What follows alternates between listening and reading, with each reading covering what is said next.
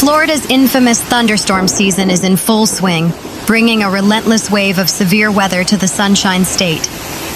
From the humid inland corridors of central Florida to the densely populated coastal areas of South Florida, residents and visitors alike are facing rounds of torrential downpours, frequent lightning strikes, and damaging wind gusts.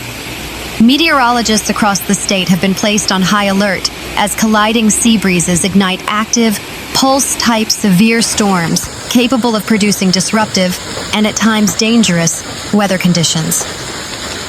Central Florida has become ground zero for some of the most intense convective activity in the state. As temperatures soar into the mid to upper 90s, oppressive humidity is pushing heat index values well into the 100 to 105 degree range, providing the ultimate fuel source for pop-up thunderstorms. Forecasters at the Fox 35 Orlando have highlighted the collision of the east and west coast sea breezes as the primary driver behind this phenomenon. These boundaries crash together.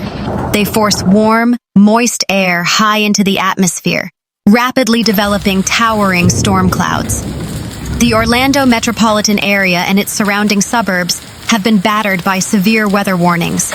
During peak afternoon heating, storms have erupted with a vengeance. Heavy rainfall has resulted in quick accumulations of 2 to 3 inches, leading to temporary localized flooding in urban and low-lying areas with poor drainage. The Space Coast and coastal Volusia County have experienced intense lightning shows and spectacular rain shafts, easily viewable from local tower cams at Port Canaveral. Radar estimates have shown wind gusts in excess of 45 to 55 miles per hour.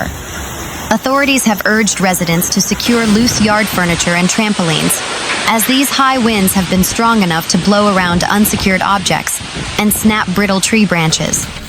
Neighborhoods in and around Lakeland and Winter Haven have experienced sudden, intense downpours. Local storm reports indicate wind gusts between 40 and 50 miles per hour, accompanied by pea-sized hail.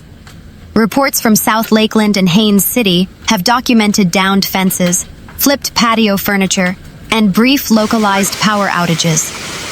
Moving northward, the Florida Panhandle and the First Coast have also seen their fair share of severe activity. A stalled cold front dissipating and lifting back north has allowed abundant Gulf moisture to filter into the region.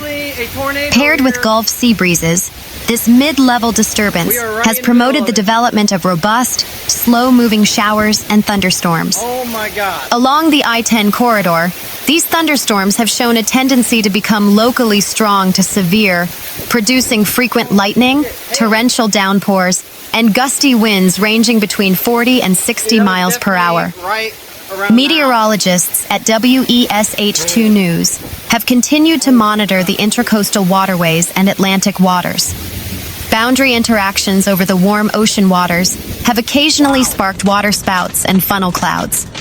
While many of these remain offshore, coastal residents have been put on notice to keep a watchful eye on the horizon whenever towering storm cells drift on shore. Meanwhile, in South Florida, the meteorological narrative is somewhat different. Despite seeing isolated strong to severe thunderstorms, much of the Miami-Dade and broader South Florida area has been dealing with moderate drought conditions. These torrential downpours, while disruptive, are providing much-needed rainfall to parched landscapes, although the localized intensity can cause flash flooding in poorly drained urban neighborhoods.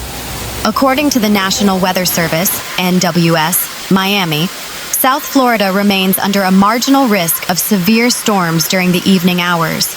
The primary threats for Miami-Dade, Broward, and Palm Beach counties include 60 miles per hour wind gusts, small hail, frequent cloud-to-ground lightning, and heavy rain that could reduce visibility on major roadways like Interstate 95 during the evening rush hour. Florida, historically the thunderstorm capital of the United States, averages between 70 to 100 thunderstorm days per year. The combination of the peninsula's unique geographical shape, its proximity to both the Atlantic Ocean and the Gulf of Mexico, and the intense summer sun creates the perfect recipe for diurnal daily thunderstorm development. According to the latest meteorological models from FloridaDisaster.org, the setup is expected to persist. Abundant atmospheric moisture paired with localized sea breeze collisions will keep shower and thunderstorm chances high, particularly in the interior peninsula and along the I-10 corridor. Any storm that manages to mature into a severe state will be capable of producing torrential rainfall, gusty winds, and frequent lightning. For those traveling or planning outdoor activities, the recommendation from the Florida Department of Transportation is clear. When thunder roars, go indoors. The intense frequency of cloud-to-ground lightning makes Florida's thunderstorms particularly deadly, and residents are highly encouraged to seek shelter in sturdy, enclosed buildings rather than waiting out the storm under trees or pavilions. As evening approaches, the loss of daytime heating typically causes these pulse storms to dissipate or push offshore over the Atlantic and Gulf waters. However, lingering showers and isolated storms can continue to drift over coastal communities well into the night. For the latest localized warnings, hourly radar updates, and watches in your specific zip code, residents are advised to consult their local National Weather Service office or download local broadcasting applications. Staying weather aware is the best defense against the rapid, unpredictable changes that define the Florida summer storm season.